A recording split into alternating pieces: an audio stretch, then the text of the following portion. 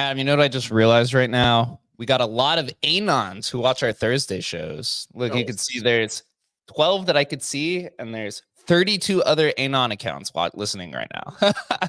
It's probably big accounts who don't want to be seen or have to be forced to talk and pushed up stage. I do that pretty often, to be honest. Not super often, it's one of the best features they've added to Twitter Spaces, man, right? Because it's like, well, I want to jump in this, I don't know what it is, some wacky or crazy space, but you don't want to be like seen as like promoting that space, right? Because it's like, you know, being in the space often feels like, oh, you're like, oh, well, obviously he likes, I don't know, big government. I don't even know what the space would be, you know, how to have better government. Like, I don't want to be in that space, right? But I want to hear what the people in the space are saying, right? So I love that the anonymous feature was genius, man, honestly. For me, it's usually I just don't want to get pulled on stage if it's a small space, right? If there's like 30 people in there, you know, like most of the time the shows are just going to ask you to come on stage and you're like, I just want to listen. Totally. So whoever's here publicly and anonymous, welcome to the show. We're going to get into a lot of stuff, but first and foremost, please retweet or repost, I guess, because it's now officially x.com. Repost the space so that everyone could see. If you guys would like to come on stage and join the conversation, please do. This is an open format show every Thursday. If there's a question or a topic you want us to cover, but you don't want to come on stage, you can come onto the live stream and post a comment there, or in the bottom right-hand corner, hit that purple button and post a question, and we will cover it or the topic. You know, Adam, I think the first thing we should talk about is the juxtaposition of the dog atmosphere of Doji now being a $15 million market cap.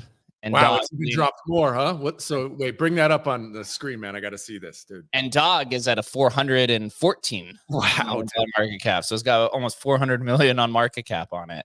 Wow. Yeah, Doji and the Doginal ecosystem is just getting absolutely slaughtered right now. Let me look at that, man. Wow, that's amazing. I did see it. It was at well, basically like 21 million, right? Because there are 21 million of them. Yeah.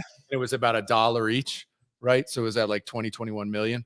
But it's and what did it run? It ran up to what, like 80? I don't think it touched 100 million. It went over 100, like 115. Yeah, that and so Doji and Stamp were running like in unison for a while. You can see now it's at $16 million market cap. It's at 80 cents. 80 cents. 80 cents, dude. It is almost full round trip. I've almost fully round tripped my Doji bags. Wow. What'd you get in at, like 5 cents or something? I remember you saying, or maybe that was it was like 20. I think it was at like a $4 million market cap, something like that. I've held it the whole way through, but wow, they should have sold.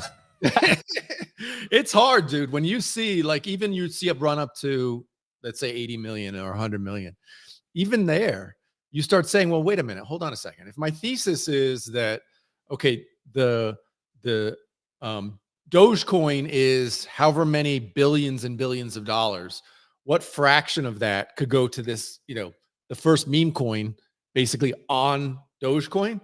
Well, I mean, it might be $1 billion, you know, right? You start playing these mind math games. And I mean, which is the same thing we're doing right now with Dog, the rune itself, which is like, oh no, of course this is going to be a multi-billion-dollar, you know, market cap. But I don't know. What lesson did you learn here, man? Tell us what to do with Dog, man. Yeah, I'm selling it. I'm still holding. I mean, it just comes down to infrastructure. At the end of the day, we are seeing some healthy signs of some building activity. Obviously, the DeFi guys who are here. The Leica chain testnet is supposed to be coming out pretty soon. I did see a bridge pop up to Doge chain, even though Doge chain is kind of dead. I honestly didn't even know people still used it, but there is a bridge that has been built. I'm trying to find it on my.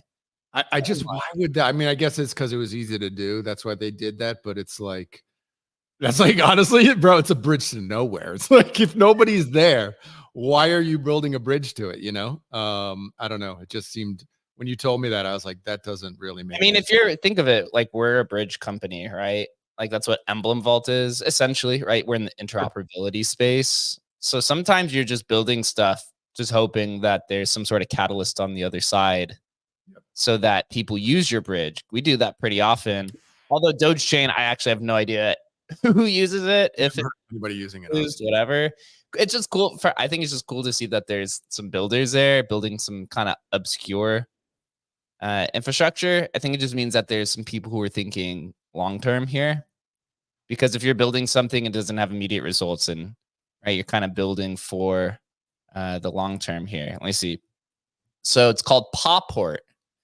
World's first DRC20 to EVM bridge. You know what? They're probably just building this, waiting for Leica chain to come on too, because they specifically put here DRC20 to EVM bridge.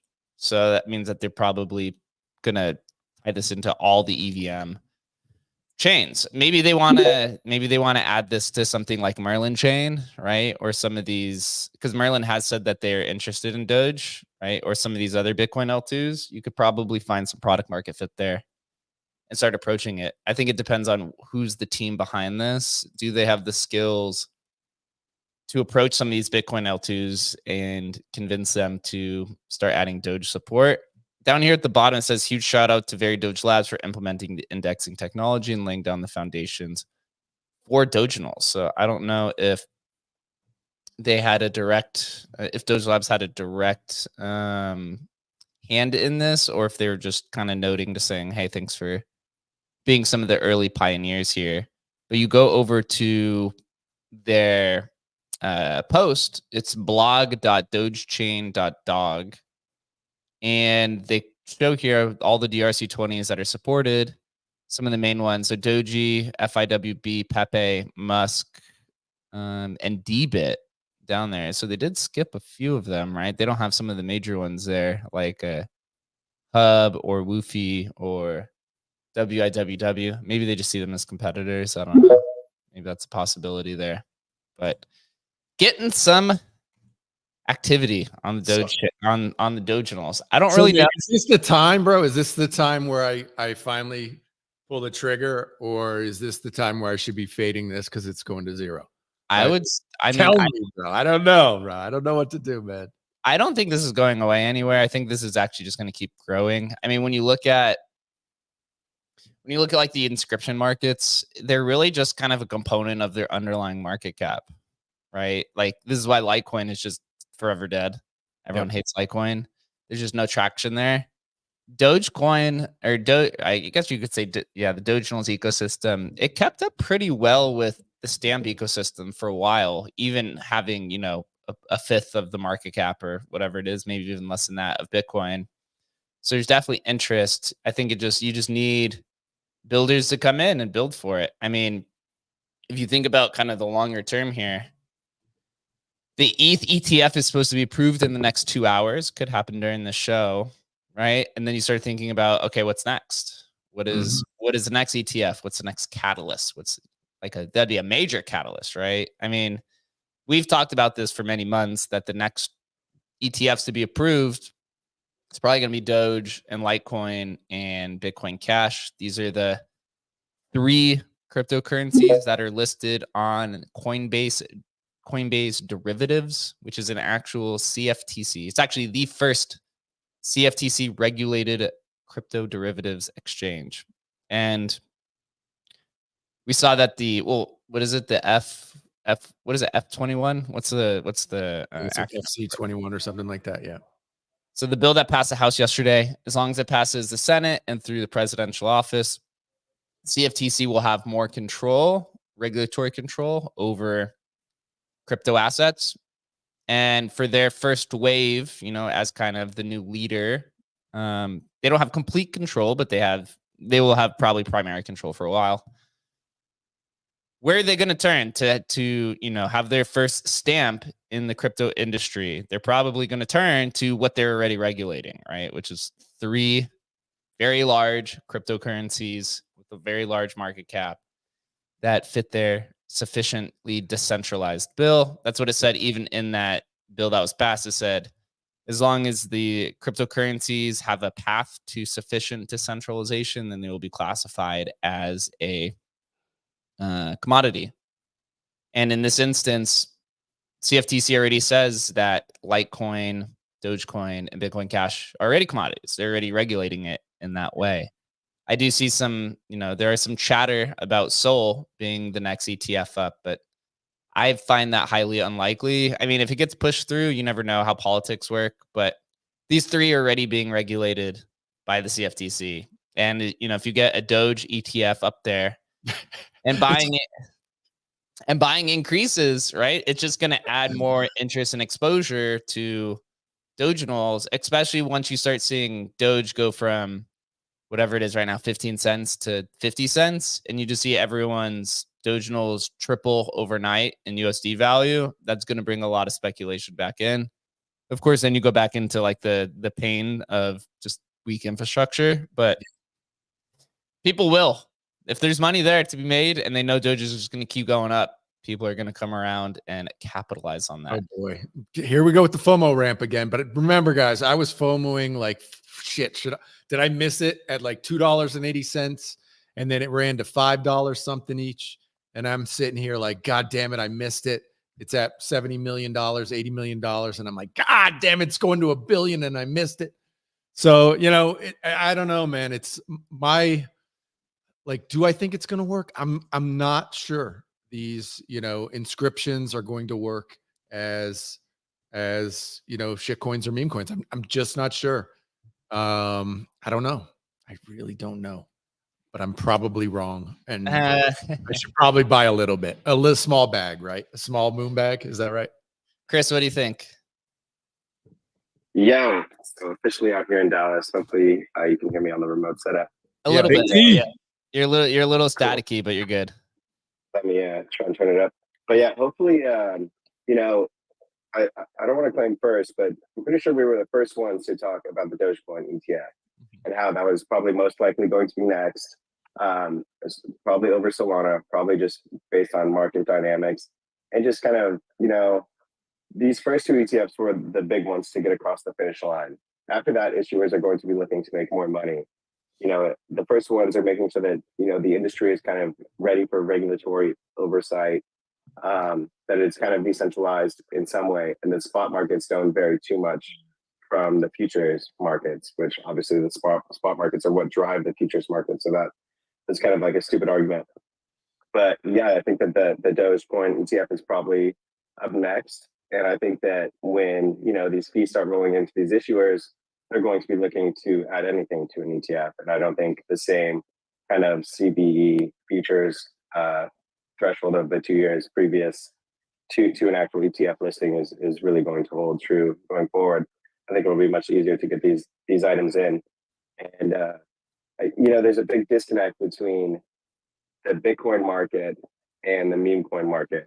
And there's so many meme coiners on, these alt chains, but a lot of them are just kind of like younger crypto classes that I don't even think that they even see Bitcoin as a viable asset. I think that they just don't even like it. They don't even consider it just because the size of it was way before kind of their time. It was kind of like a boomer thing. It was like a boomer coin for crypto. And I think, I've heard a lot of chatter just on the meme coin thesis so far, and nobody mentions Bitcoin. And so if they're not mentioning Bitcoin, they're definitely not mentioning Dogecoin. Totally. And so those kind of hand in hand. And so I think, I think that's the dark horse. I mean, you're looking at meme coins getting up to, 40 billion last cycle. I think Doge was a little higher. I think 40 billion was like Sheep. What is like the highest market cap meme on Bitcoin if, it's 5 times the size of Ethereum? So I think like the growth potential over there is pretty solid, and you're just in those early stages. For once, the narrative, Jake, is that you actually are early at this point in crypto if you're buying meme coins on Bitcoin. So for once, you actually are early. But, that's the take. We are. We're even talking about Doge having its own ETF.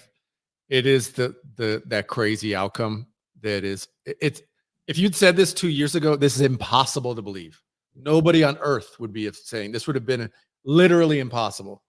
But here we are, dude. Memes are money, bro. It's that simple. Memes are money.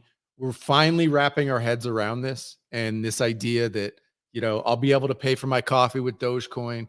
The thing that solidified it for me was actually when we were talking to Ray. And Ray was like, actually, he told me offline, I think it was before before our show with him, and he was talking about how USDT was now used in Africa on Tron. He's like, but in previous years, what was used was Dogecoin. Dogecoin was the thing that moved the easiest. So they're just looking for the easiest thing to move. And what's going to be easier to move than meme coins in the future, man? So I don't know, man. It is, we are in like literally the most incredible, magical time to be alive when it comes to being human. I mean, it's scary as fuck, but damn, this is like some interesting times. It's just incredible. So Coinbase said, this is 2 months ago, that Doge has transcended its meme origins. And that was the reason why. What does that even mean? And that's the reason why it listed Doge futures, is that it's transcended its meme origins. And so I guess they're speculating that there's going to be a utility era of Doge. And little did they know that's what people are attempting to build right now. It's crazy, dude. I mean, look, the reality is Litecoin should be on there first, right? Because Litecoin really is, you know, I would say pretty fully decentralized or close to it. Fair launch, as close to it as you can get.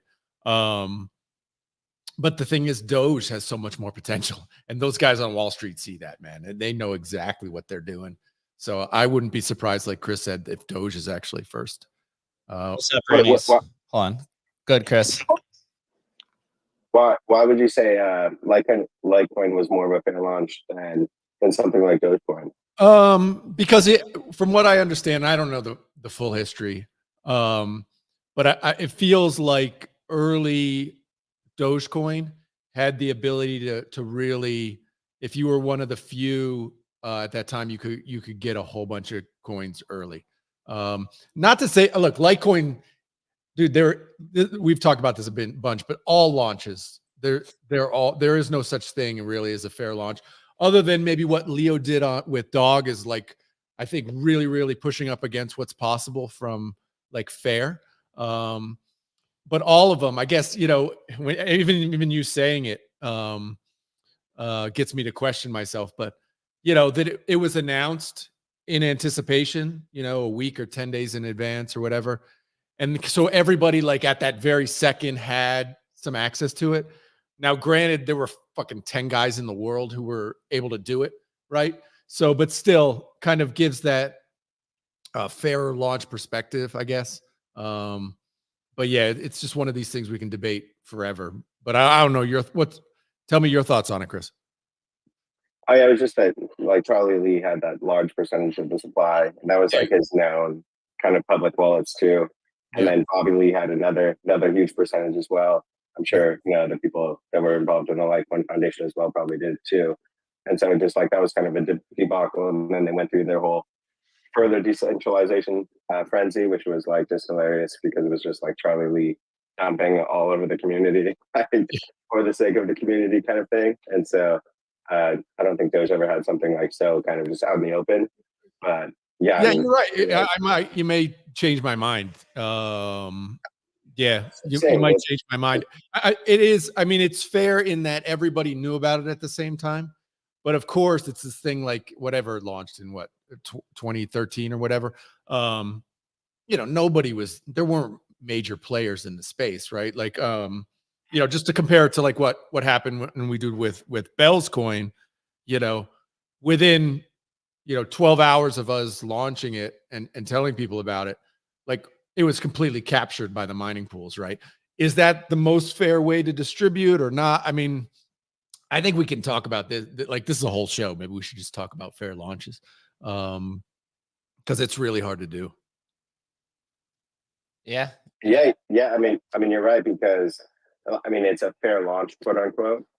But you're right. Like 10 people have the access and the know-how to actually get involved within the mining pools.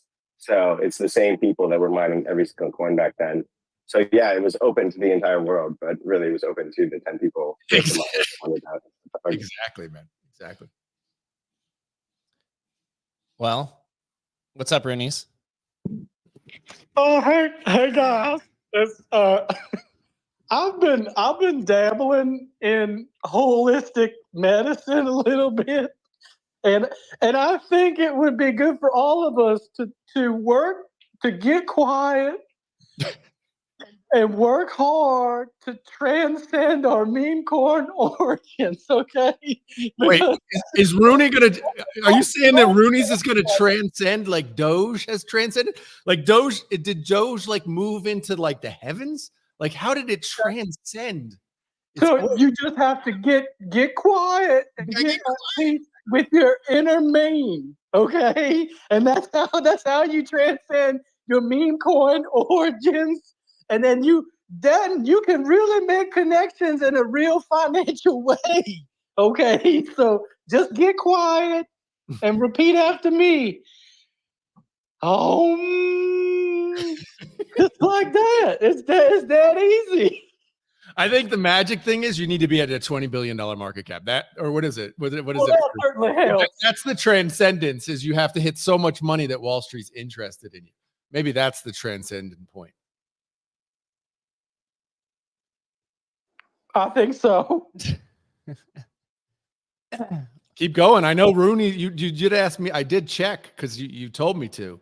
And Rooney's was pumping. I want to say you were up like 100% yesterday or something like that. So, well, it might have been a little closer to 200%, but I don't want I don't want to brag.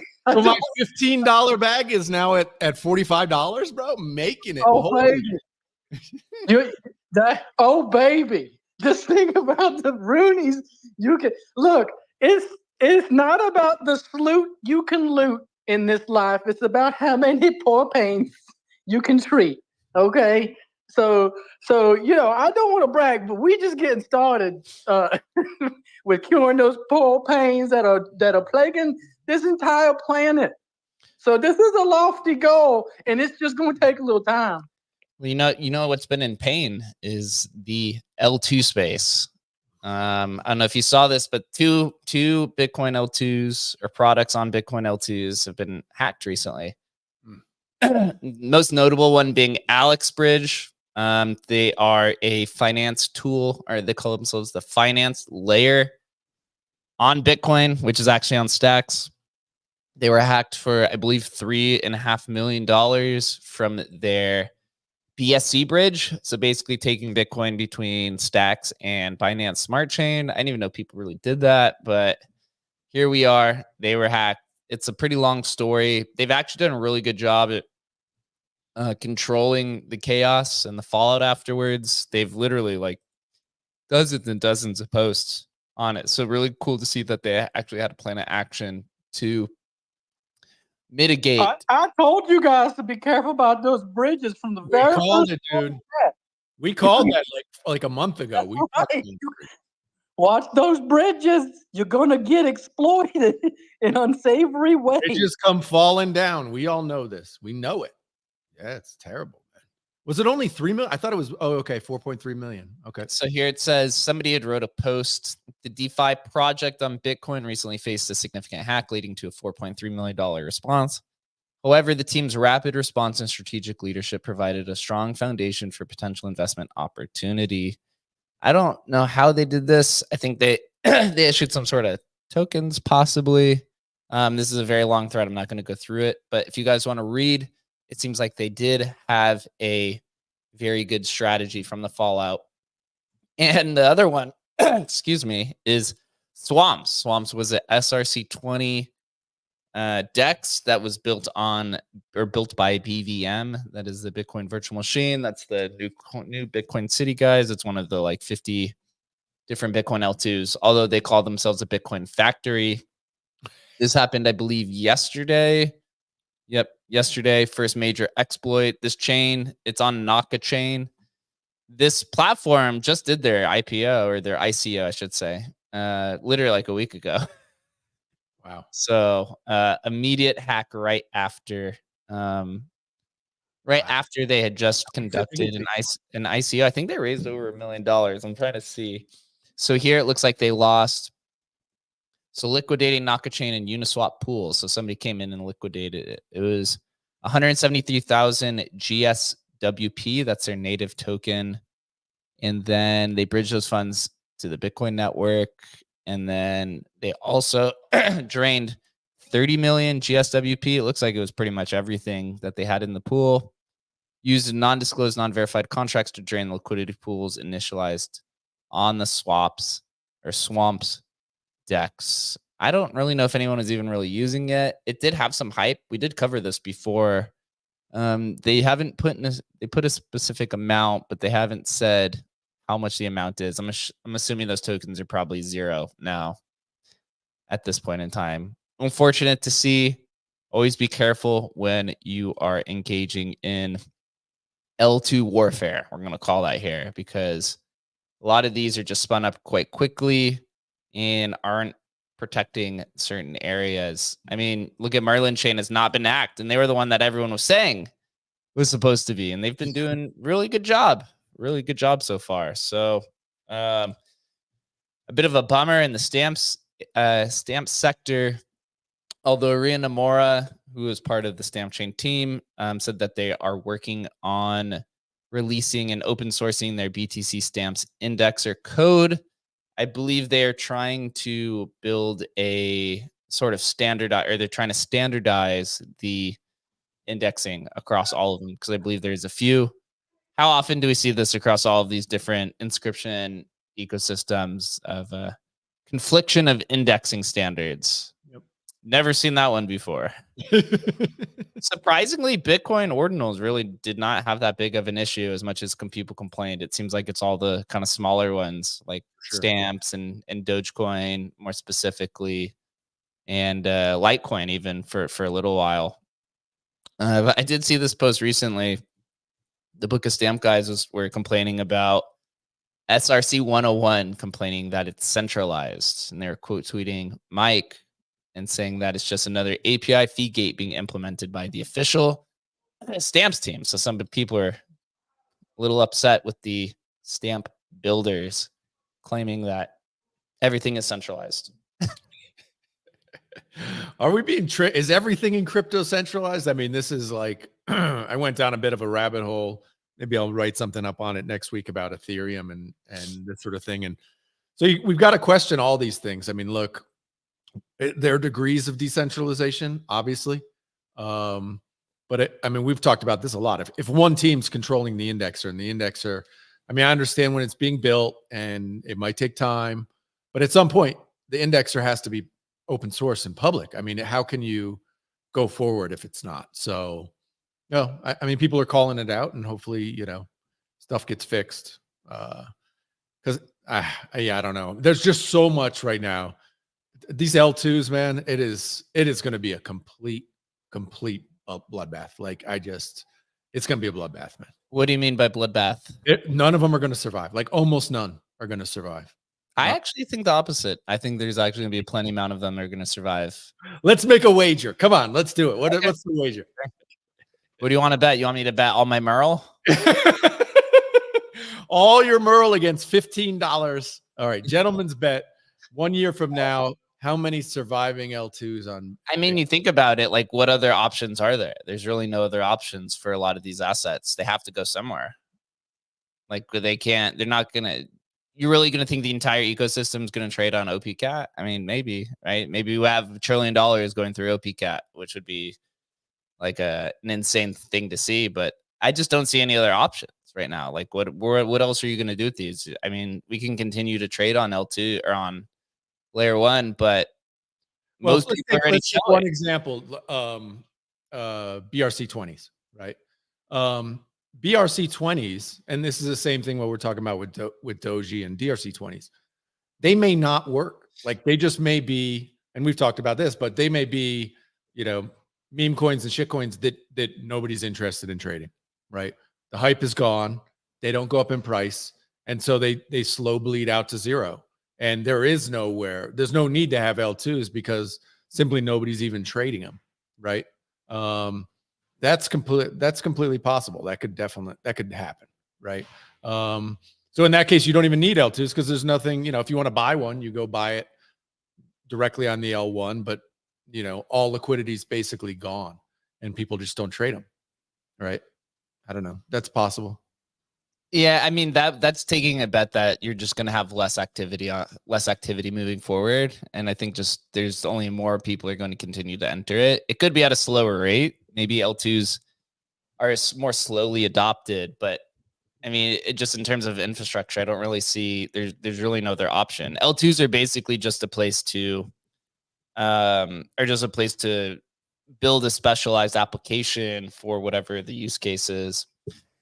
And L2s are really just modular blockchains is really kind of all they are. So I guess if you're short on modularity, then yeah, but they're all, I mean, they're inherently centralized. That's the issue with L2s. Everything's centralized. Solana's centralized. Like Ethereum has centralized. Like most stuff is centralized. Yeah, at least when we get into the degree conversation, to what degree, right? I mean, I actually don't think centralization's that big of an issue as a lot of people make it out to be. To be honest, I mean, Emblem is centralized, right? Like most things here are centralized. It just depends on what area of centralization is non-satisfactory towards your participation. And what I mean by that is, okay, there could be a centralization of leadership, right? There's one leader who makes these overall sweeping decisions that make something changed.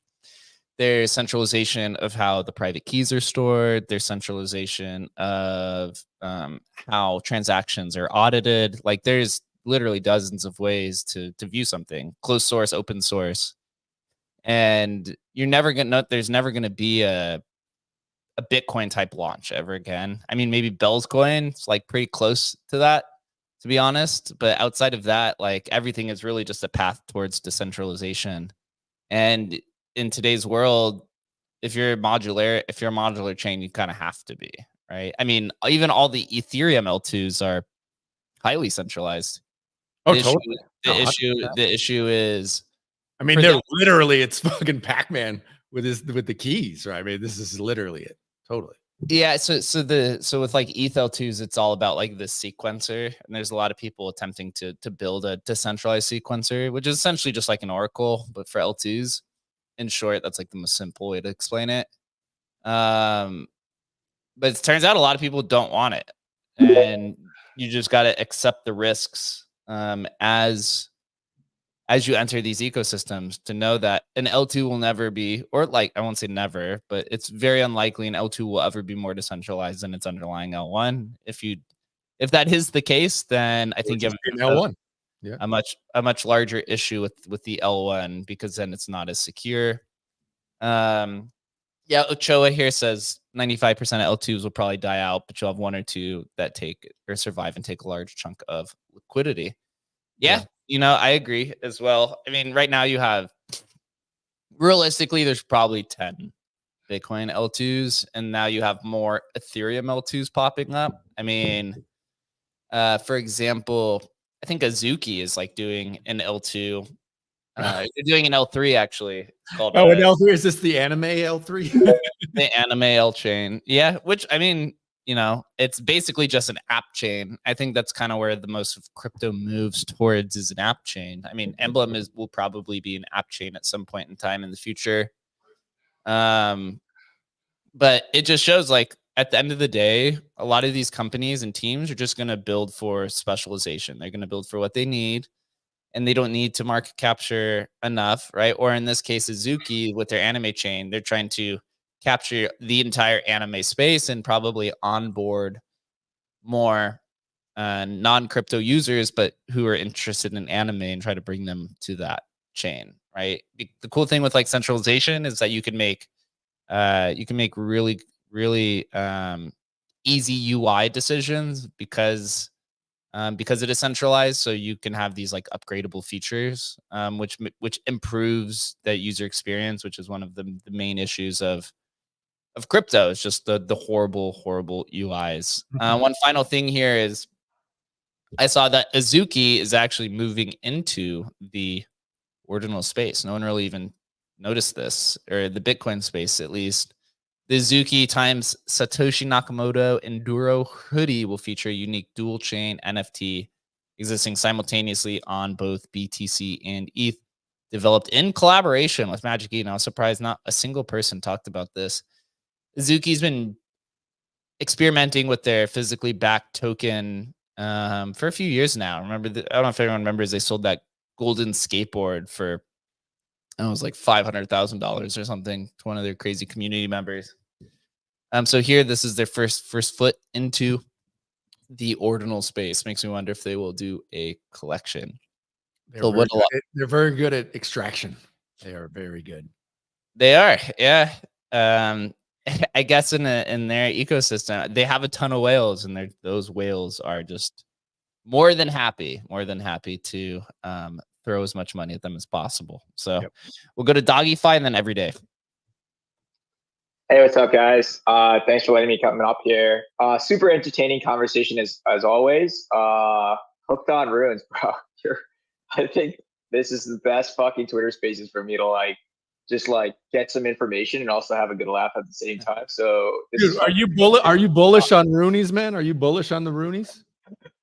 Dude, I'm bullish on hooked on Roonies. And if by extension he's bullish on Roonies, I'm fucking bullish on Roonies. I tell you, he's giving me FOMO, bro. I'm like, it's gone up 300%. God damn it! Why didn't I get more, dude? Dude, every time I listen to him, I really do get the Bobby Boucher kind of flashbacks. I feel like it's literally him giving me life advice. And I'm like, bro, I can listen to this fucker all day. I feel like sometimes these spaces are so technical, we just need a little jolt of fun in there. So thank you. I appreciate it. I have that effect on people. Yeah, dude. I can't wait for us to actually meet at the next conference and go on a huge spree. Maybe eat a knee of a snake and eat some gator, and then basically talk hooked on Roonies all fucking night long. That sounds delicious. Dude, yeah. So penguins. They taste good too. The penguin is delicious. It's the infamous. Is it the infamous Louisiana penguin, bro? I didn't know they were a natural species around there in the fucking swamps. We had to smuggle them across state lines, but it was. Yeah, so this is gotta be one of the best entertaining spaces with Hooked on Rooney. So I love the fact that you're a regular here. But I just wanted to say two things on going back to the Litecoin discussion. The only reason why I think the Litecoin could be an ETF more than Bitcoin than Dogecoin is because I think that they had the Grayscale trust. I think Grayscale put a trust for Litecoin pretty early, which was kind of interesting to think about from an institutional adoption of it, which I guess sets a precedent. But like you guys said, really money moves the market. So it's bro, if there's a fuck ton of Main Street and Wall Street money that's coming onto Doge, they're gonna be fuck this, guys. We need to ETF the shit out of this boyos because we need to get our suit money in before we let all the flip flop and degen Chad money in. So that's something that can happen. As far as the centralization thing too, I 100% agree with Jake. I think it's stupid to think that we need to die on this fucking hill where it's you need to be decentralized immediately the minute you're born. I think it's ultimately the problem and the user that you're forgetting if that's your primary kind of hill that you want to die on, right? If your users and the problem that they have is basically X and they don't really care about the decentralization in relation to the X, I think then trying to just basically push that through is just a stupid waste of your resources and time. And more importantly, it's you're giving them things that they might not really require and slows down the experience. I think that there's certain things that you can also do to get towards progressive decentralization, which is good. And last thing, the only other thing that I think is actually a fair launch, a true fair launch, is a project called Morpheus AI. It's a fair launch project actually backed by a bunch of Bitcoin OGers.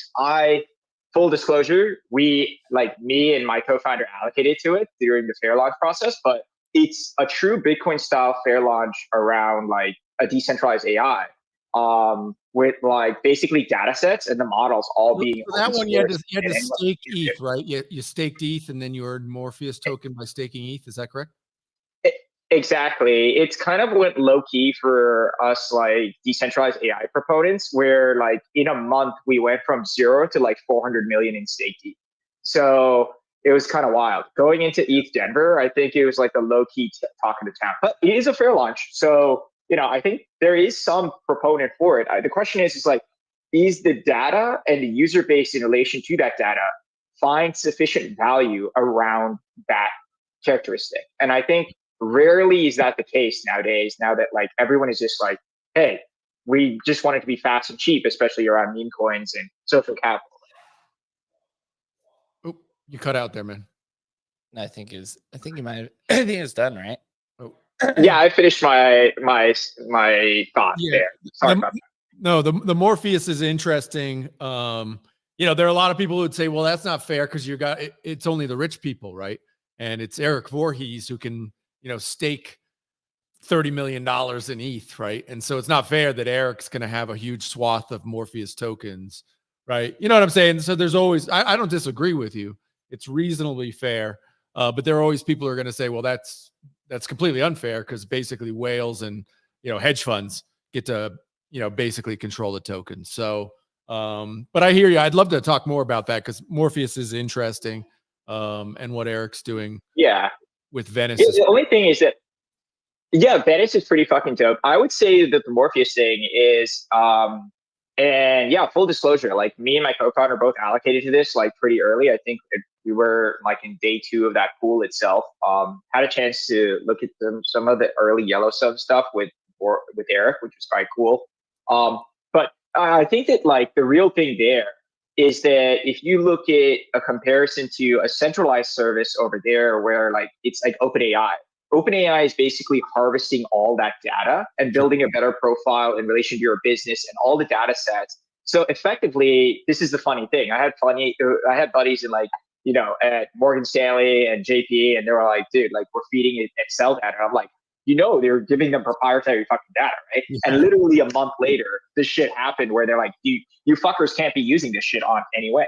Like, so the question then becomes is like, if you are going to want to use any of these like Perplexities or OpenAIs or Venice, like, do you want it to be on a decentralized open manner where government or a singular party does not weaponize that data to basically make your business irrelevant, or more importantly, like create a profile on you and like think about who you are and what will you do?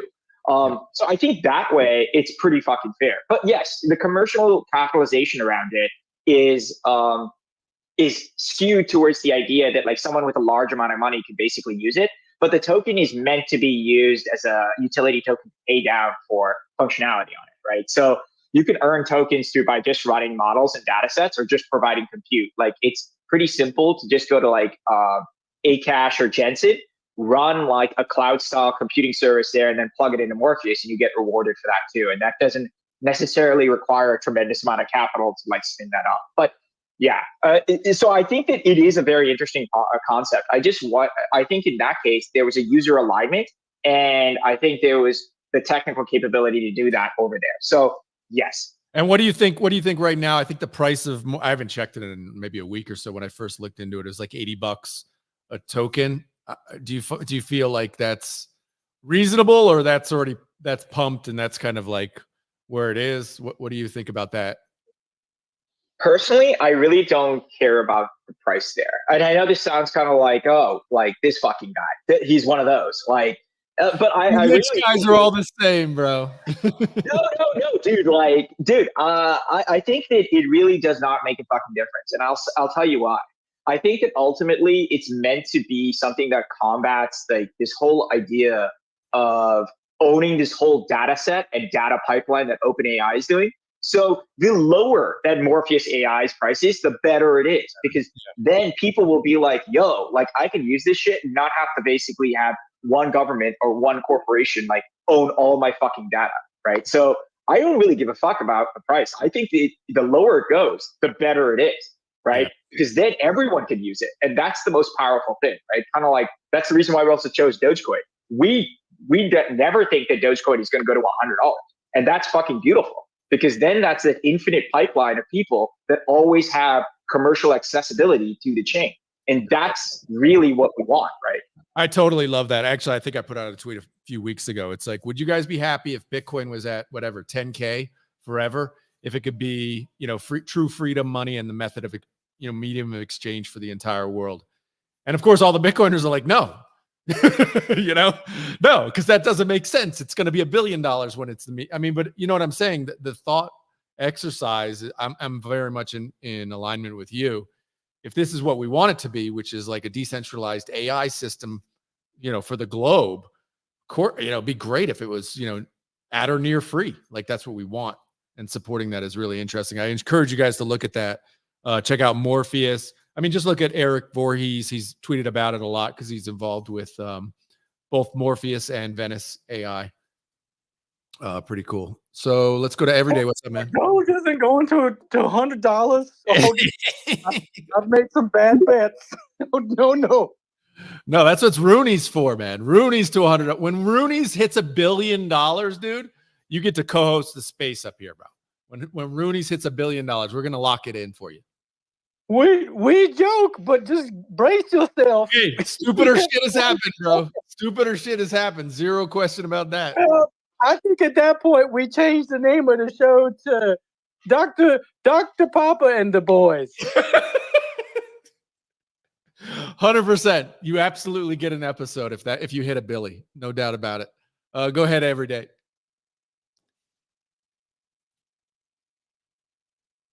Yo, we can't hear you, man. Can you guys hear him? No, I don't hear anything either. You might need to drop down and come back up, man. I think Chris, do you hear him? No. Can you hear me now? Yep. Oh, yeah. There you go. You got me? Oh, yeah. I'm sorry. I've tuned in late to the Dr. Papa show. I'm going to have to go back and listen to the recording. But yeah. Hey, Adam. Hey, Jake. I had a confession and then a shill, if that's allowed. Let's go. Okay. So the confession is I feel like a complete normie because I just realized I've been buying my chicken, eggs, milk, cheese from a centralized exchange for a long time. And there's a guy down the street and I know that he sells his own cheese, like he makes cheese. And I feel really bad that I'm letting the community down, but it's kind of sketch. And anyway, I'll give it a try, but no, I actually capitulated and bought some dog token, the Rune. And it came from listening to Leonidas talk about all the different layers of bullshit you have to go through to get a meme token listed on an exchange. And he was saying about all the layers of people that you have to pay with, a distribution of the token just to get a listing. And I've been listening to this for a while. That was the piece that kind of convinced me that they're trying to keep it free and fair and organic. So I don't mind pulling the trigger on some of that. And I know Dr. Popper's keeping it organic down there. And then the shill, I wanted to shout out one of my favorite artists, Gabe Weiss, for this Inscription show. He's teamed up with Billy Resty, and they're doing a pretty cool inscription where you fuse, you bring your own BYOS, bring your own sat. So you bring a rare sat, and it fuses it with a piece by Gabe and a generative algorithm from Billy and creates basically a one of one, right? That's pretty random, but looks really cool. So shout out to Billy, shout out to Gabe. That's I think the mint passes are on sale, and then the next phase is where you fuse with your own sats. Yes, Billy did something similar to this with what was it called? Big blocks, magic blocks, something blocks earlier. Yep. What was it called? Do you remember? I think it was Bit Blocks, right? Bit blocks. That was. Yep. I think so. You could get on the whitelist if you owned one of those, but I'm coming from the other side. I'm on the art side. I own Stoics and other pieces by Gabe. So he's merging two communities, which is kind of neat. Yeah, this is the bring your own sats kind of idea here. So I've pulled up here an experimental art collection by myself and Gabe Weiss on Bitcoin, 3,333 pieces generated from recursive fractions of Gabe's paintings imbued with the rare sat that they're inscribed on using the new ordinal endpoints ran through my latest algorithm. And so it looks like it's going live here. It is live. It looks like it's a pretty big day for the art world on Bitcoin. I don't know if you guys saw, but Sotheby's announced a partnership and an auction with Gamma. I thought that was quite interesting. Gamma is really taking control of the art market on Bitcoin and really trying to capture that. So props to them for this collaboration. There were some new artists that are using ordinals that Also, this didn't really get that much excitement. I was quite surprised. Jack Butcher is doing a 1-of-1 with his dollar. I was trying to read more about it on his website. It has to do with like there's one real dollar, one that lives on Bitcoin or something like that. There's some more information there on his profile. The second person was Coin Artist with the Order of Satoshi Bitcoin puzzle. I don't know if you guys are familiar with I think her name is Marguerite. She has been in the space for quite some time. I was following her when I got into Bitcoin in 2016. She was doing cool puzzles. So she is now coming back to Bitcoin, and really exciting. There's going to be some more information about this one coming soon. Wink, wink, wink. Pay attention to that one. And then there was another artist I hadn't heard of, Osinashi. I probably butchered that. Setting to reimagine. We got Barney and Pooh Bear and Kermit the Frog and Big Bird in this nice art piece, and then Billy Resty. And if you go to the auction, there's I think like 21 different pieces. So pretty cool to see some new artists coming into the space. It looks like the Jack Butcher piece, the 1-of-1, is estimated to be between 40,000 and 60,000. And Coin Artist is estimated to be between 20 and 30,000. Those have the highest estimates. We'll see where those actually go, but congrats to the artists for coming over to Bitcoin. We're having a pretty solid wave. Adam, are you bullish or bearish on ordinal art? I think for artists, it's great. I mean, this was the idea literally at the start of ordinals, was that, hey, artists are going to want to be here because this is like, in theory, this is very possibly the best way to store your art digitally. So yeah, it's super bullish for ordinals in the entire space, 100%. And Sotheby's just cares about money, man. They don't give a shit. They sell it on Doge. That's right. They got all that taste, but no flavor over. I mean, let's be honest. They just care about the money, but that's cool. That's what we're all here for, to a degree. So, but it's great to, just having them here, just adds to the kind of, the weight behind it, the respectability behind it. So it's all good. And it's cool. Coin Artist is super, super OG. I encourage you guys to look into some of the stuff she's done in the past. I can't even remember when she did her first puzzles on Bitcoin, or on, was it on Counterparty? I mean, it was like right at the beginning. It was really, really early stuff she did. Very cool. And so yeah, I think she was building a lot of it custom code, and these puzzles had Bitcoin in it, and I think you had to have some sort of Bitcoin to access them, and there's like a whole cipher and stuff. It was really popular back in the day. Yep. So returning home, so good for her.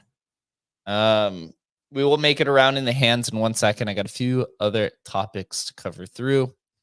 Moving over to ordinals and runes has been all of the rage this week, really pulling out of the bear, and now is over $1.3 billion market cap total, which is still literally half the size of WIF, if that. So quite small. Dog obviously leading the charge here, currently sitting at a $403 million spot market cap. And then you have RSIC at 194 and Pups down to 169. And we've had a new entrant that is really commanding a lot of attention, the Bank of the Nakamoto dollar, which we'll get into here shortly, rounded out by Decentralized, RuneX, Epic, Satoshi, and the RuneX token. And Lobo had a big day yesterday as well. So we are getting some life back into the good old runes market. We survived the bear market that lasted about a month in the runes from April 20th to May 20th. Dog Go to the Moon, I think, is just clearly the winner here. As much as people FUD it, the numbers speak for itself. It literally did 2,500 trades yesterday. Amazing. And it is more than double the number 2 and number 3 market cap. If you take RSIC and Pups, that's a 360 million, $365 million market cap. So it doesn't even reach Dog's 403 million. So really, really taken off. Adam, what do you think it is about Dog Go to the Moon that it was flipped? It did get flipped by Arsic and Pups for about 12 hours each. They couldn't even sustain the flip for an entire day. Yep. Even though their timeline is full of dog haters. Why do you think it is that Dog continues to just keep going up and in the face of all the adversity and hate? Nothing like hate to drive number up, man. Nothing like a little controversy. And of course, Leo is max posting. I mean, it's the amount of posts he's put together. Somebody should count it up. It's like, I mean, dude, that guy's tirelessly. There is no leader in crypto that like works harder. Dude. I mean, he's been crushing, absolutely crushing. And so it's this giant community of how many holders, tens of thousands of holders, and this is the community we talk about. It's this massive decentralized community. I don't think they have the meme game that a lot of these other ones do. It's not necessarily cute. It's not necessarily funny. It's completely mid, but that mid take, man, it feels like it's winner chicken dinner right now. It just feels like it's going to be unstoppable. And once you reach that point, I mean, you see it. Once you reach this like tipping point of you're the winner, like it's just self-perpetuating. It just doesn't stop. And I don't know what number that is. Maybe it needs to hit 2 billion to get there, but it feels like this is almost an inevitability now. It just feels that way. One of the competitors to Dog, although I think this token will also probably be $1 billion at some point.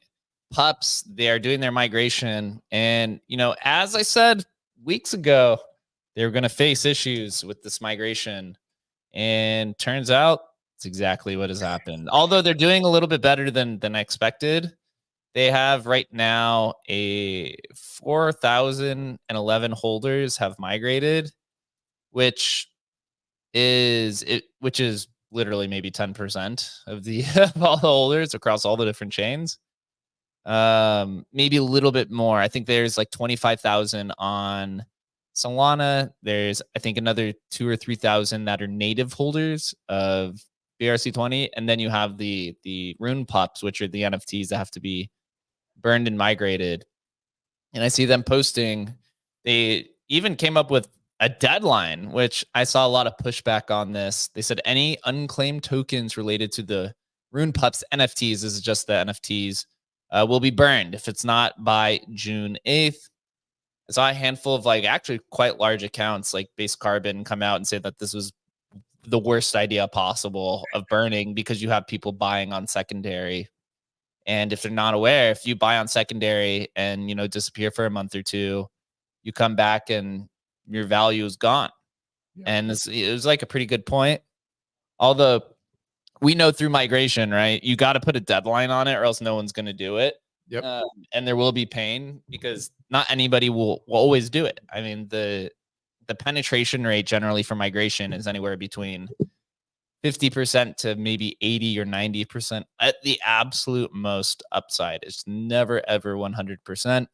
So they're still having to go through some of these troubles.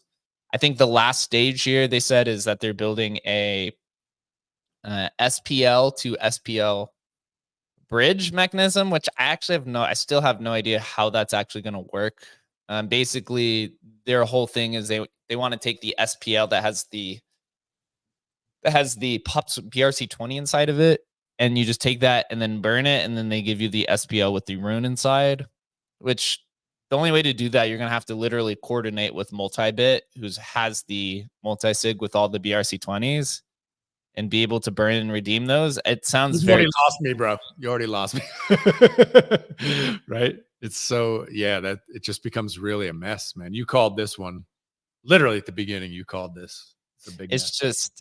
To me, there's a lot of, I do think they will figure it out. It's just, I do think also that the slow rollout migration is causing their secession to becoming number one, because by the time they finish, you're going to see Dog's probably going to be over $1 billion by the time they're done. Right. Granted, they could catch up on Solana, but they're gonna have to take their narrative to other places. Although I do see Farmer Joe, and I think it's just Farmer Joe is it behind the Pups token. I don't know if there's another team. I've seen them partnering and making announcements with different Solana-based DeFi ecosystems. So it looks like they're really just going to go all in on Solana and just really just make this become a Solana meme coin, which, hey, right? It's literally a much larger liquidity pool on that side. So going And after. what's happening with Wizards? Chris, any update on the Wizards and whatever it is, Magic Internet Money? Any update on that? As far as I know, they're just kind of waiting it out. It's all just Mathens. He has kind of like a weird kind of role within the token where he just operates on his own time, which is pretty funny. What But the Hello, dead air. What? No, Rooney's, man. You don't hear Chris Rooney's? Drop down and come back up if you can't hear him. Chris is speaking. Yeah, I think Rooney's must not be able to hear me. Go ahead, But Chris. I mean, like I said, this whole industry is based off of tokens, and nothing can be more clear that there will be tokens on Bitcoin. And Runes kind of, you see these last few days that Runes has passed the threshold where, it's starting to become so sticky within the ecosystem. And after some of these exchange listings keep on continuing forward, really the protocol that's going to be the token protocol on Bitcoin, it almost certainly, in my opinion, at this point in time, is going to be Runes. And so, I think you look at these early tokens and where we're at today, and how much growth potential you have going forward, it's pretty much a no-brainer. Some of these people are scouting for tokens on something like Solana or Ethereum, try to get in at 10, 50, $100 million market cap, right it up to $1 billion. A lot of these tokens on Bitcoin, their Magic Internet Money is at like 80, maybe $75 million. You ride that up to 10 billion, that's almost, it's over 100x. So there's just so much growth potential in some of these tokens. The risk reward is pretty much nothing else in the industry right now. It's one of the least crowded trades that's available. And so I think if you're looking for value within the industry, I think tokens on Bitcoin seems to be probably the biggest no-brainer at the moment. I mean, how often have we seen this throughout all the Inscription ecosystems? All these tokens are literally just a byproduct of the underlying market cap. And you have here a market cap of Bitcoin that's 3 times the size of the second largest cryptocurrency. Maybe now it's only 2 because of the recent ETF pump, but we saw this happen literally to a T with Doginals and like Ordinals. So here, with much larger liquidity pool, I did the math the other day. You have over 50 ERC20 tokens on Ethereum. How much of that value, right? How many billion-dollar coins then will you have on Bitcoin? Or does it just mean you'll have more volume? So will we have more than $50 billion market or coins? Or are you just going to have a handful of leaders just be at just astronomical numbers that eats the majority of the liquidity? I think those are like probably two major things to consider. At this point in time, it seems like there's 4 clear winners. Dog, Arsic, Pups, and Magic Internet Money will be probably the 4 leaders. And then you're going to have a handful of tokens come out of nowhere, seemingly like Bank of Nakamoto Dollar. I don't know if you guys have been following this, but it's gone from a $5 million market cap to 65 million in literally like 2 weeks. It's a synthetic stablecoin. Where have we heard that one before? Decentralized stablecoin. How does it? Any idea how this is supposed to work? Not gonna lie, it almost works exactly like Terra Luna does. Almost exactly to a T if you look through the book. But here there's a little bit of a different mechanism because you have to issue JSONs instead of issuing new tokens. But if you actually look through it, it is eerily similar to Terra Luna. That doesn't mean that it's bound to fail. It's funny because it's using the Bank of Nakamoto, the ticker, right? This is the ticker that is the one that has the value, which issues against NUSD, I think, which is the stable coin. So you have this 2 token kind of ecosystem, but they're using runes and JSON instead of smart contracts. Again, right? That's just me kind of LARPing and joking around. It is quite similar, but I hope it succeeds. The one thing I do have to say, though, I did tweet about this earlier today, which I thought was really funny, and no one even really understood my post here.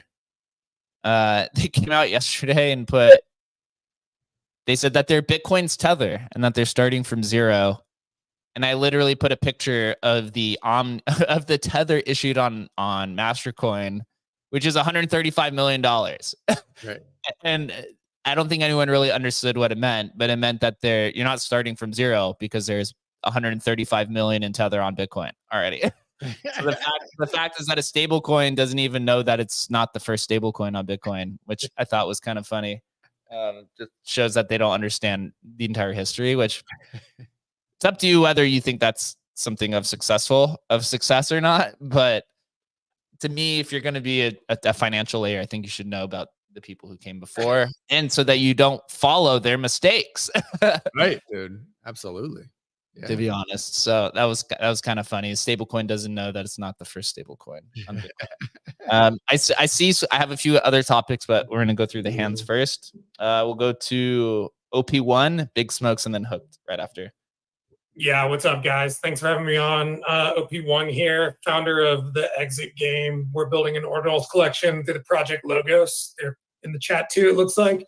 Wanted to kind of go back. I came in a little late, but responding to something that DoggyFi was saying about not wanting to give his data to the government.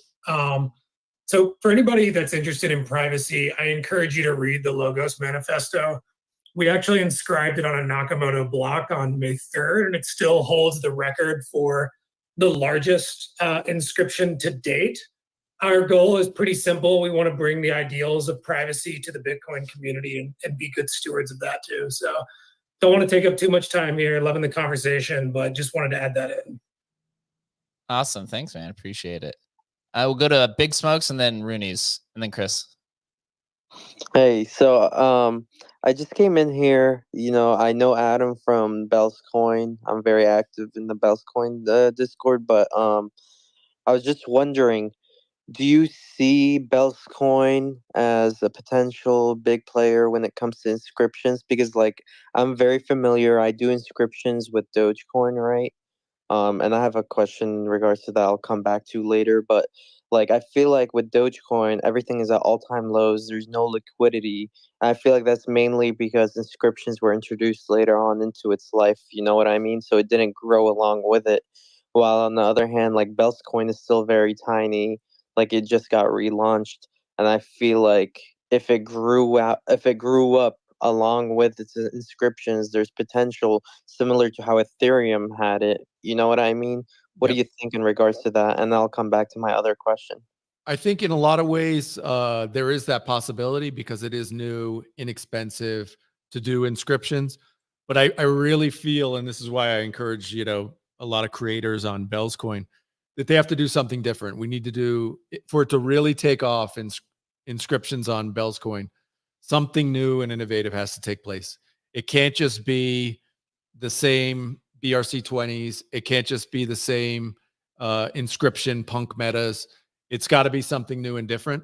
And I think the cool thing about Bell's, because it is so new, I mean, what's the market cap of Bell's Coin? It's like literally like $7 million or some crazy low number.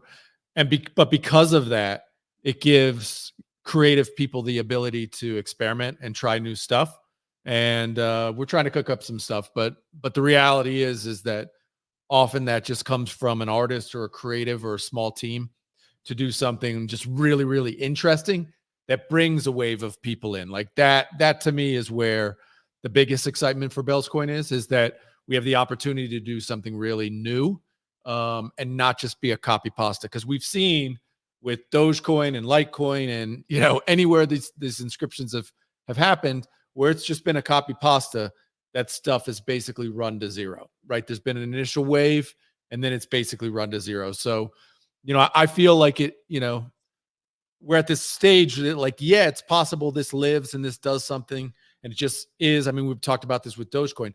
Maybe Doji does kind of fully get traction once the kind of marketplace, the wallets and everything is in place. But my gut says we need to do something new and different on Bell's Coin to really attract people. So does that make sense? Yeah, for sure. It does.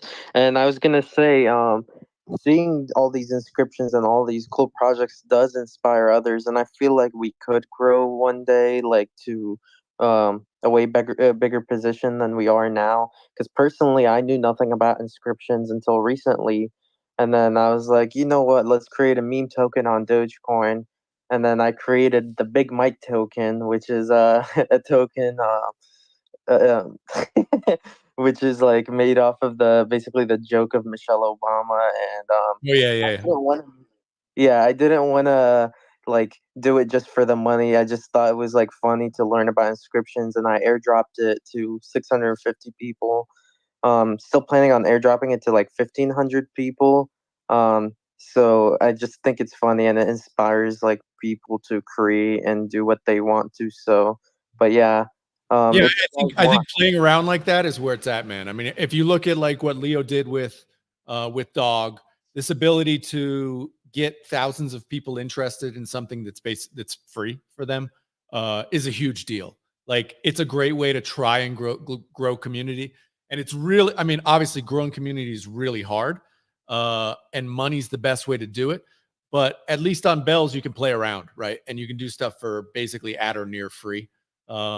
So yeah, for sure. And if you guys want any tokens, because I am giving some for free, just DM me your doggy.market address and I'll send you some for free. I don't want you guys to buy anything before our launch. So and I pinned the account up top on the board. You guys can join the Telegram. It's a very active community. But I enjoyed what you guys said. You guys are very cool, and I hope this becomes something big. Appreciate you, man. Bell's coin market cap, 3.5 million. Is it 3.5 million? It's fucking 3.5 million. It awesome. is 3.5 million. It's so awesome, dude. It may go to zero. It may go to zero, but at 3.5 million, I just love that, man. It looks like it's at its lowest point since February. So it's it is a higher low, but it is a low. It's low since middle of February. And I will said in the chat that Bells 3 is coming soon. I think that should be good catalyst. But I don't know what the current supply is. So I mean, I like to look at I'm not exactly sure what the current supply is either of Bells. It says 16 million. 16 million. But when you think about it, really think about the number 60 million. 60 million, when we get to the kind of, we're two halvings away from getting to 60 million. And then once we get to 60 million, then it's 1 million. We only get 1 million new coins per year for Infinity. So 60 million is the number when you start saying, okay, well, it's 20 cents a coin right now times 60 million. Okay, well, that's $12 million. That's the market cap. And you can do that kind of rough math. Well, what should a proof of work blockchain, pretty well distributed, be worth? Should it be worth more than 12 million? My gut says yes. I could be wrong. Maybe it should be worth $50,000. I have no idea, but that's when it starts to get interesting. And when we can do all these inscriptions, and we have SegWit, and we have a fast blockchain, really, it's going to be faster than Doge. You're going to be able to do more stuff than on Doge. Like, it gets exciting. Like, we can actually try some stuff that most of it's probably going to fail, but there may be something that really hits. And if it really hits, what's the blockchain going to be worth then? I don't know. 12 million seems pretty good deal to me. I hope it goes to zero so I can buy half of it. Oh, that's it, man. I've been calling for 10 cents for 3 months. So we're hoping it gets down to 10 cents again. Back up the truck. Rooney's and then Chris. Adam, you've been a little bit hard on my market cap. Have we flooded it down, bro? Great. I want to see it at 20K again, man, so I can get in at 20K. I just think sometimes we need to take those fingers and point them at ourselves sometimes instead of ragging on other people's market caps all the time. But I wanted to take a moment to apologize to Chris. I really couldn't hear you. I'm kind of scared of Chris. It's the quiet ones that you got to be careful of. So I just want to make sure he didn't come get me. Chris is probably the one dumping his Roonies, man. He bought in at the crowd sale price, and he's taking all those sweet profits. You better be careful, bro. Chris will wreck your market cap, bro. And he'll steal your girl, bro. You're in trouble, man. Oh, dear. I knew he was the one. Be careful out there. What's up, Chris? Oh, man, Rooney's, what a goat, man. Love listening to you. Man, you're just a a tremendous kind of addition to the space. But really, man, there was a recent episode of Luke Barnes' podcast where he was just kind of talking with someone who's kind of in the trenches every day in the meme coin scene. And it's funny seeing them go so far out on the risk curve. I mean, these guys are looking through Avalanche. These guys are pushing forward all the way to maybe Blast Layer 2, base chain. These are Ethereum Layer 2s, all the way to Telegram chain and everything in between. But really, no one's looking directly at the fungible tokens on Bitcoin. And it is good to get creative and have a bunch of new ideas, which I think will come. But you're in a time right now where everything is so new on Bitcoin that there's really a pretty big dispersion from the market leaders, like Jake was saying, Pups, Dog, Arsic, Magic Internet Money, and so many of the other coins. And they're still at super fair valuations, especially when you look, across other ecosystems, what they can be. And if you're doing some kind of, moon math, like some people prefer to do, you really do look at some of these Ethereum tokens that got up to 10, 20, $30 billion. And I'm sure that some of these Bitcoin tokens will rival similar market caps. And the multiples that you can get from here on out are just pretty crazy. And so you look at something like Solana, which I'm super native to, that's pushing out, 2,000-3,000 tokens a day, or maybe even more. And, you kind of find like a lot of kind of solidarity in just how simple and how easy it is to distinguish between the market leaders on Bitcoin compared to some of these other chains. So just really think that it's somewhere that no one's looking right now, that I'm pretty confident will probably be the biggest narrative going forward towards the end of the year. So just wanted to point that out. Always very insightful information. I have a few other topics to cover because, man, this Rune space and Bitcoin space is just heating up, dude. There's a lot of stuff that's came out recently. I don't know if you guys saw this, but you can actually go long and short on Bitcoin puppets and node monkeys on Blast. Wow. Using something called NFT perp. I think this is like the more popular long and short platform. I think this was originally on Arbitrum or Optimism, because I'd used it before last cycle. So this is their V2. Yeah. So on Blast and Blur, on Blast, you could go long and short node monkeys and Bitcoin puppets. Last week we also had a alien node monkey vaulted on Emblem Vault and borrowed against on Arcade for $400,000. It was like 130 ETH at the time. A lot of people messaged afterwards. Some people, I actually got one message saying that it was a fake transaction. And somebody like asking me, what's the deets? I was like, I don't know. I'm just the vault guy, man. I don't know what the details are. They're like, well, they prearranged it. I'm like, maybe. I don't know. What's the VIG? What's the VIG, man? Yeah, that's right. What's VIG? What's VIG? VIG is volatility index. I mean, I'm talking about more the mafia VIG. Oh, yeah, the VIG you're more familiar with. Yeah, I mean, well, certainly it seems like that would be something that would. I mean, look, it could be like a wash trade type of thing, just to pump. Wash loan. Wash loan to make it seem. Use it as a promotional tool. We see this all the time, of course. But certainly it was arranged ahead of time. Certainly, even if it wasn't a wash. Yeah, I had to help the owner. Yeah, of course. Help their stuff, but I don't know. I don't know the details of it. They don't tell me shit. I don't actually, honestly, don't even care, to be honest. Yep. Wait, do you guys have a truck? Like when people don't pay up, you go get them. We do. We got guys. the emblem rig, dude. All day, a lot of these like high value people. So Arcade comes to us and they're like, hey, we have a user who has XYZ Bitcoin asset. Can you help them vault it to borrow against it? So that's happened a handful of times, but the details of the transaction, I have no idea. But obviously, as Evan says, it was obviously prearranged if they're coming to us asking for help.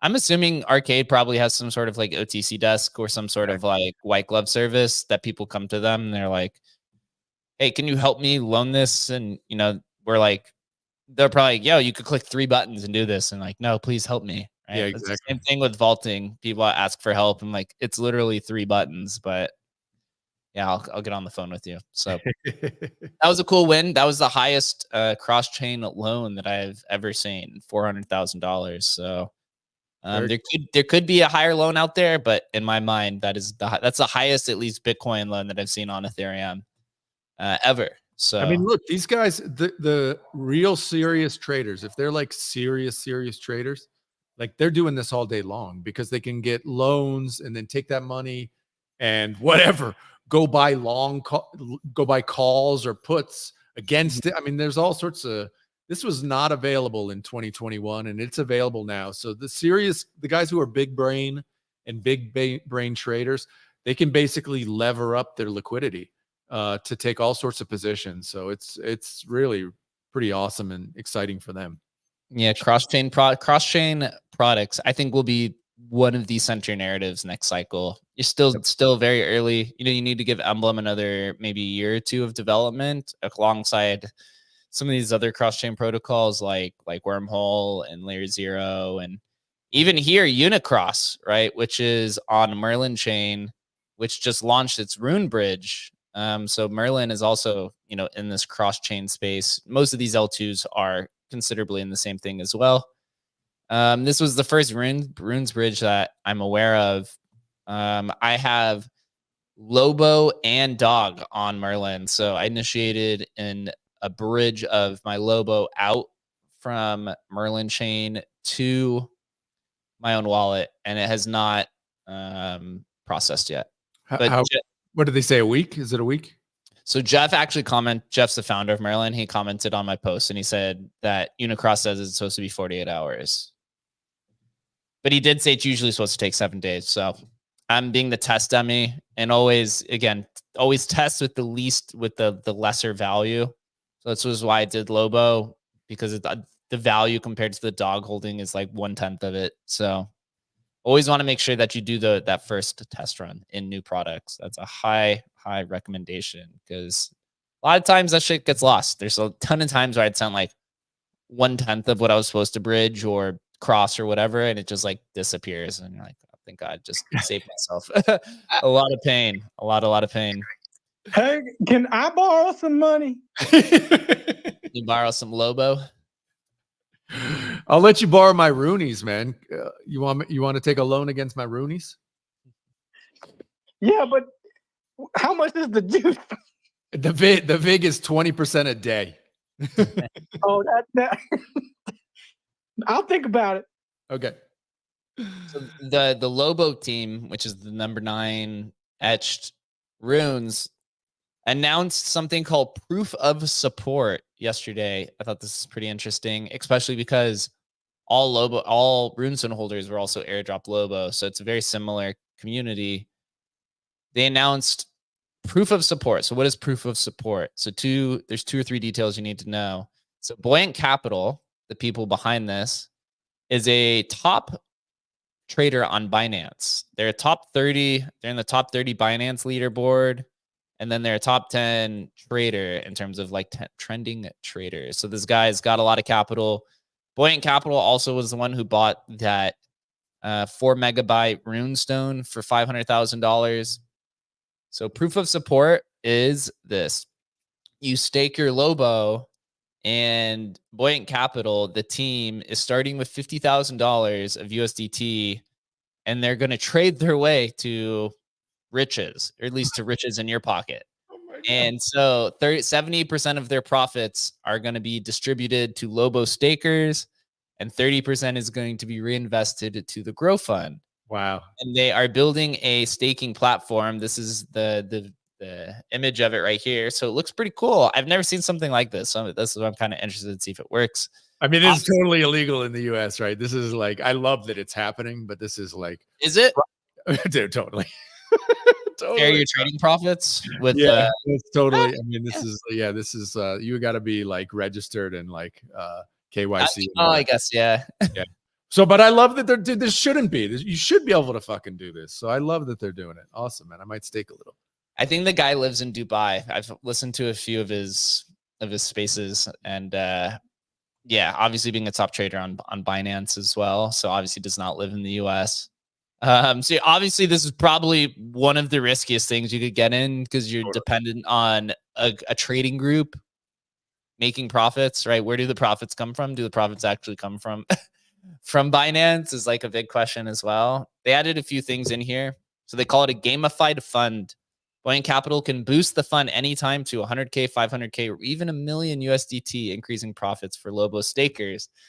So you can stake your Lobo. Next is Rune Doors. That is like their NFT, which is equivalent to like their Runestone, and that they're developing this staking platform. And they even have an image there. It says, earn profits risk-free, boost your Lobo holdings, be part of the revolutionary initiative. So it says there's a disclaimer, right? The Lobo Moon Fund is the Buoyant Capital's initiative and is not obligation or byproduct of Lobo, the meme token. Adam, I was going to ask you, but I'm gonna pass this over to Chris because I already got your answer. Yeah. Chris, have you ever seen something like this? What do you think about staking some meme coin to catch some upside of a top 30 Binance trader? I haven't seen anything like this. I think it's pretty crazy.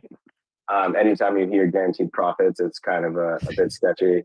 Are they bankrolling the staked funds to use as trading capital? Yeah. Or, no, they're bankrolling with their own funds.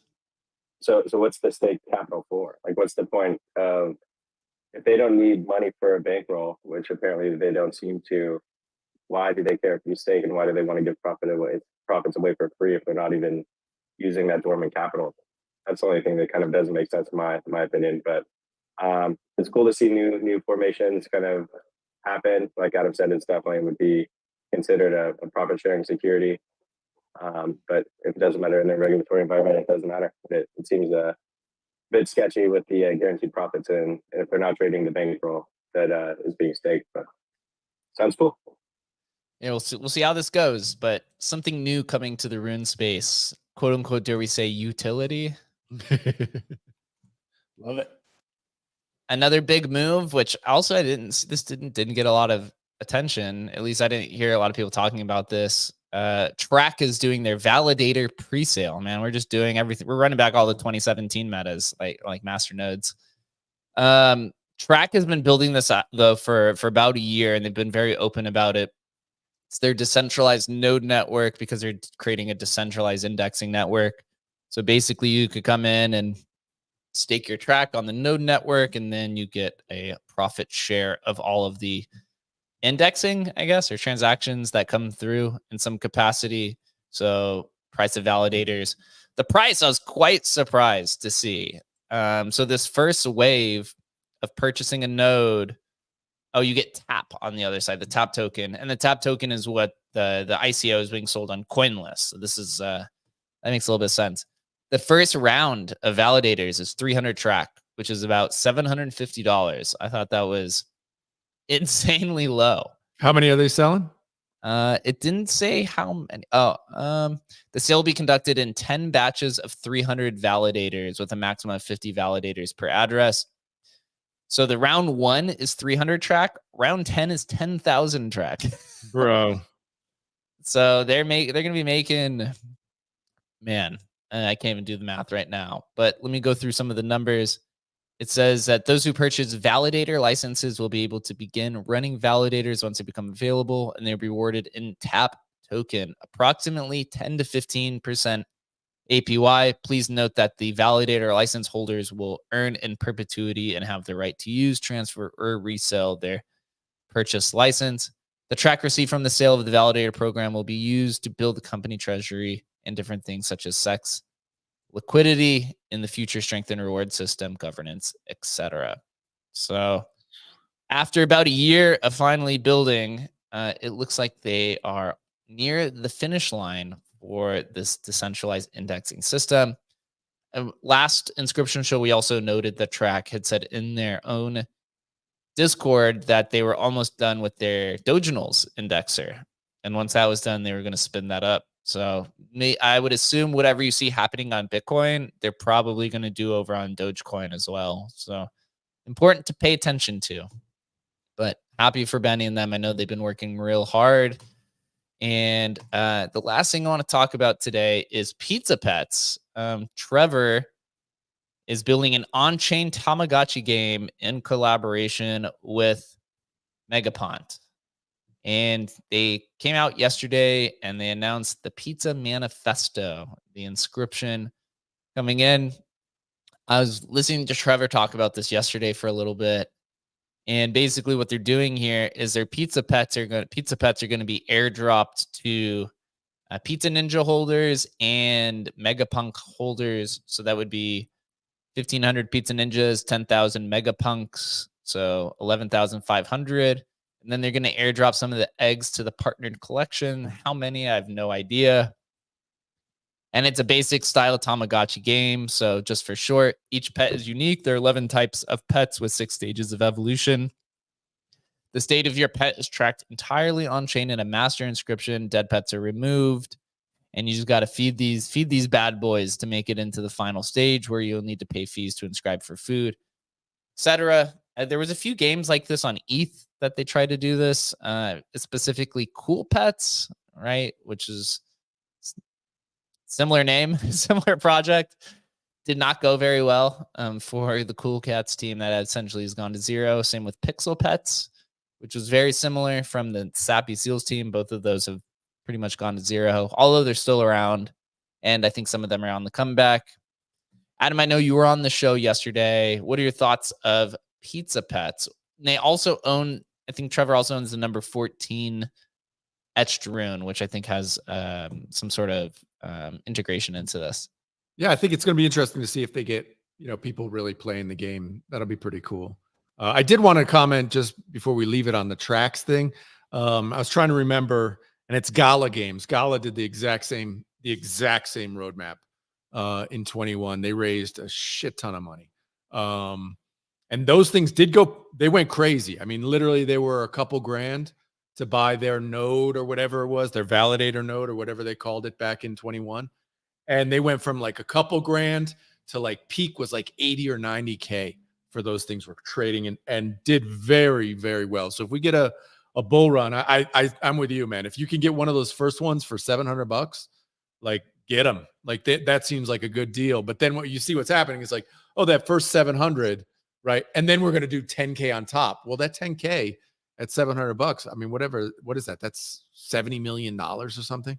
So again, that makes me very leery of that sort of stuff. So just be careful with that, guys. Cause I mean, they've been working and building and it's like, now they're backing the truck up to take money out of the ecosystem. I don't know. I'm very hesitant to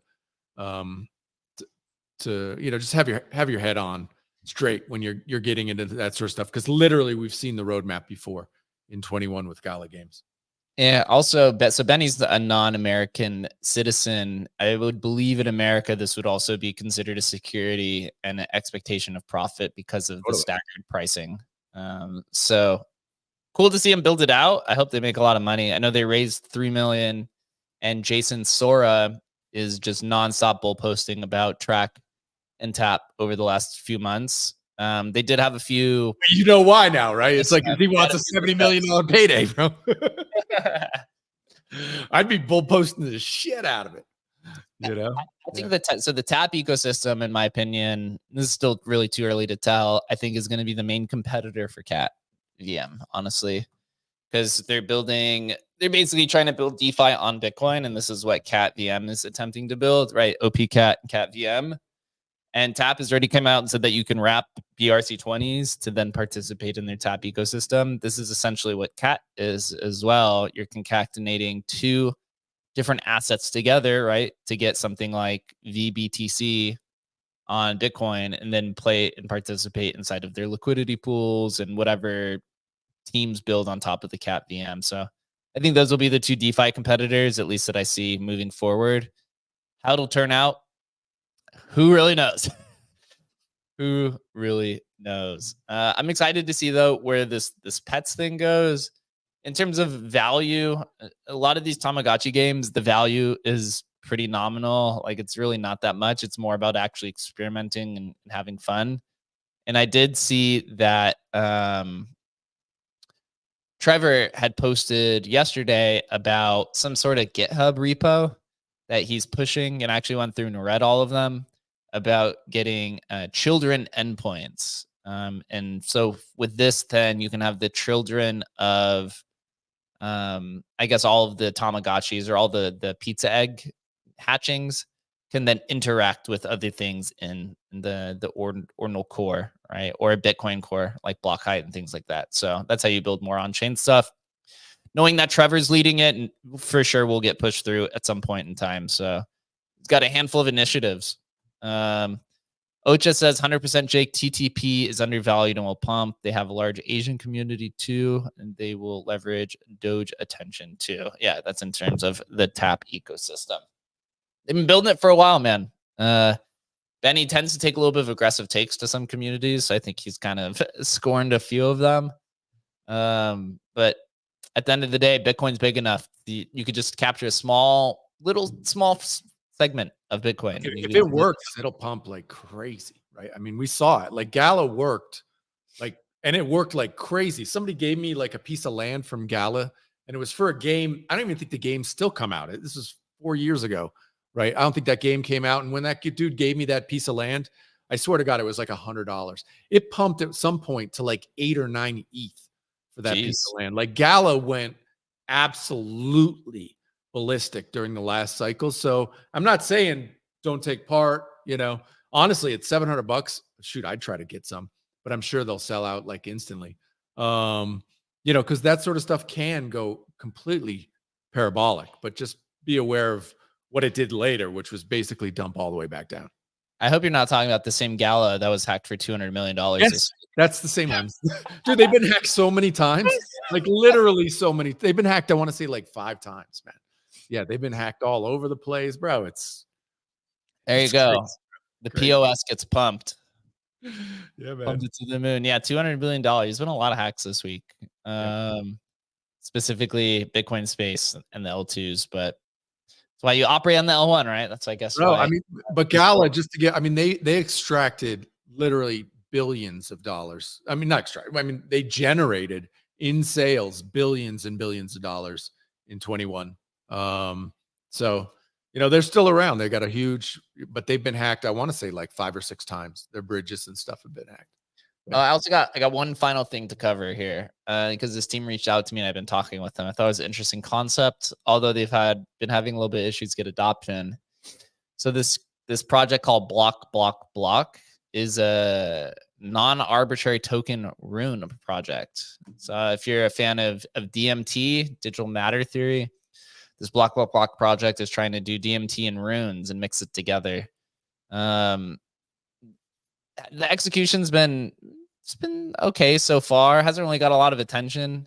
I think it's cool that they're kind of blending 2 different ideas together with digital matter theory and runes instead of using inscriptions. Something to follow to see if it actually has some success. But overall, I thought pretty cool idea, and I talked with them on a phone call about some other cool ideas there. And any final comments on the day, man? We went almost 2 hours today. That was pretty fast, bro. It's never ending, man. Has the ETF been approved yet? I know, right? Gary Gensler, it's not going to be approved. There's just no way we're all going to get rug pull. We're all so psyched, and then it's just like full rug pull, man. It's like, oh, maybe in July. I feel that coming. Let's see. No, it hasn't been approved yet, or else I would have seen it pop up by now. But no, we good, fam. All right, we're gonna wrap it up here. It was a fun week.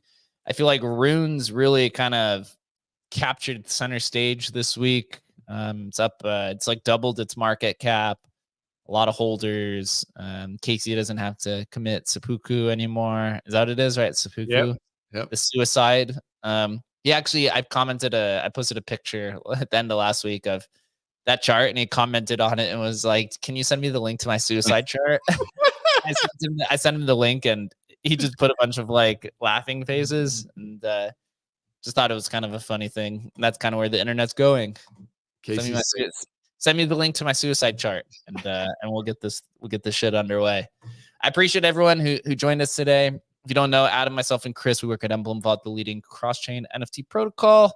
with over 100 million in TVV. We'll be back next Thursday for our monthly town hall, and we're gonna have some nice updates there.